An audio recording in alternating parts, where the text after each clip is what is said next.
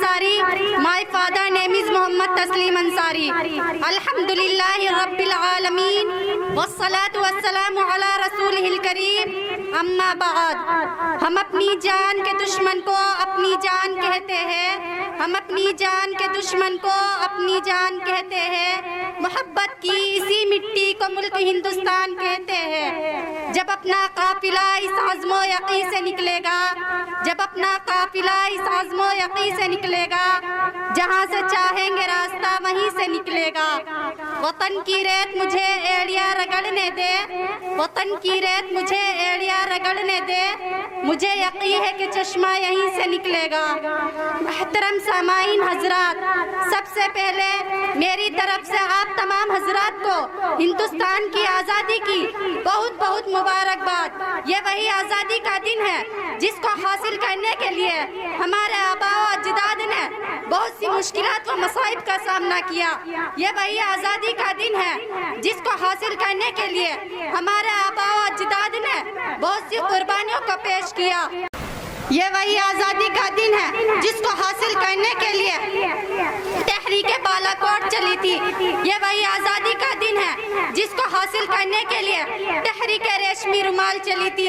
یہ وہی آزادی کا دن ہے جس کو حاصل کرنے کے لیے تحریک خلافت چلی تھی. یہ وہی آزادی کا دن ہے جس کو حاصل کرنے کے لیے سردار بھگت سنگھ کو جب پھانسی کے پھندے پر چڑھایا گیا تو سردار بھگت سنگھ نے اپنی زبان سے یہ الفاظ نکالے تھے کہ اب بھی جس کا خون نہ کھولا خون نہیں وہ پانی ہے, کہ اب بھی جس کا خون نہ کھولا خون نہیں وہ پانی ہے, جو دیش کے کام آئے نہ بیکار کی جوانی ہے. محترم حضرات, ہندوستان کی تاریخ بول رہی ہے کہ ہندوستان کو آزاد کرنے میں بہت سے لوگوں نے اپنے اہم رول ادا کیے ہیں. اگر ہم بہادر شاہ ظفر کی بات کریں تو 1857 کی جنگ آزادی میں بہادر شاہ ظفر کو رنگون کی کالی کوٹری میں دھکیلا گیا اور انگریز آئے. انگریزوں نے آ کے کہا کہ دم دمے میں دم نہیں اب خیر مانگو جان کی, کہ دم دمے میں دم نہیں اب خیر مانگو جان کی. اے ظفر ٹھنڈی پڑی شمشیر ہندوستان کی. محترم حضرات, ملک ہندوستان کو آزاد کرنے میں صرف بزرگوں کو رول نہیں بلکہ بچوں سے لے کر بڑوں تک ہر ایک نے اہم رول ادا کیے ہیں. اور سب سے اہم رول ہندوستان کی جنگ آزادی میں مسلمانوں نے اور علماء کرام نے ادا کیے. 1861 میں 3 لاکھ قرآن کریم بدبخت انگریزوں نے جلائی اور اس کے بعد علماء کو ختم کرنے کا فیصلہ کیا.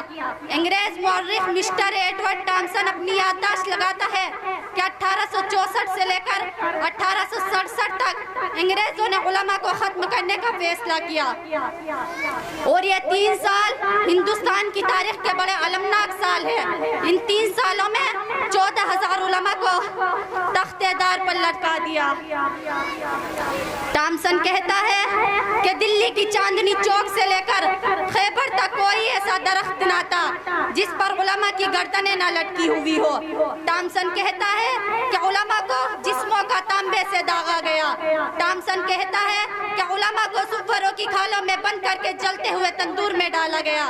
ٹامسن کہتا ہے کہ لاہور کی شاہی مسجد جس صحن میں انگریزوں نے پھانسی کا پھندا بنایا اس میں ایک دن میں 80 علماء کو پھانسی دی جاتی تھی. ٹامسن کہتا ہے کہ لاہور کی دریائے راوی میں 80 علماء کو بوریوں میں بند کر کے ڈال دیا جاتا تھا اور اوپر سے گولیوں کا نشانہ بنا دیا جاتا تھا. محترم حضرات, تمام علماء پھانسی کے پھندے پر تو لٹک گئے, سب نے اپنی جانیں تو دے دی مگر انگریزوں کے سامنے سر نہیں جھکایا. میں اپنی تقریر کو یہیں پر ختم کرتی ہوں. وما علینا الا البلاغ. السلام علیکم.